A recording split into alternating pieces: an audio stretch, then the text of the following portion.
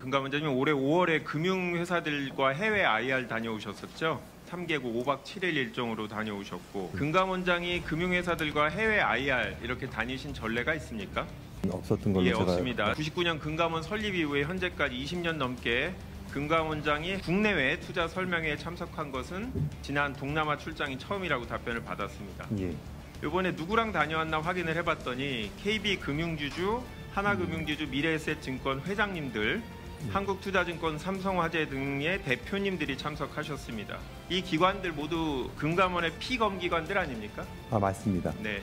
당시에 가셨을 때 SG증권발 주가 폭락 사태로 자본시장 굉장히 어수선했고 예. CFD 거래한 증권사들에 대한 검사가 진행되고 있었습니다. 그런데 굳이 피검기관들의 회장들, 대표이사님들과 해외 IR을 다녀오신 건데 당시 비판 기사가 있었음에도 불구하고 4달 만에 다시 스위스, 영국, 독일 6박 8일 일정으로 다녀오셨습니다. 예. 금융회사 대표들과 며칠씩 이렇게 해외 IR 다니면 국민들이 볼 때 또는 금감원의 독립성에 대한 신뢰가 상당히 저해될 것 같은데 그런 생각은 안 드십니까?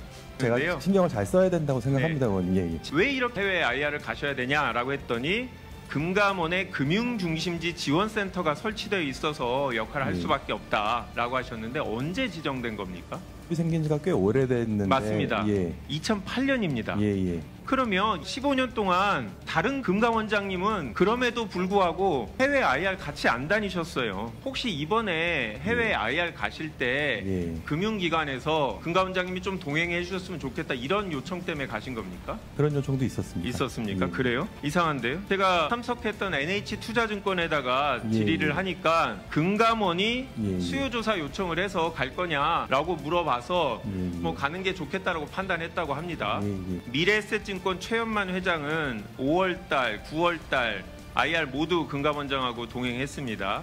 이 미래에셋증권이 직원의 700억대 횡령 사고가 있었고 이 사안은 9월에 미래에셋 회장과 해외 다녀오신 다음에 9월 22일 날 언론에 처음 보도가 됐고 금감원은 25일 날 현장 조사를 시작했습니다. 현재 진행 중인 현장 조사 결과에 대해서 아무런 영향이 없을까 국민들이 그렇게 생각할까요? 작년 11월에 미래에셋 정기검사 있었습니다.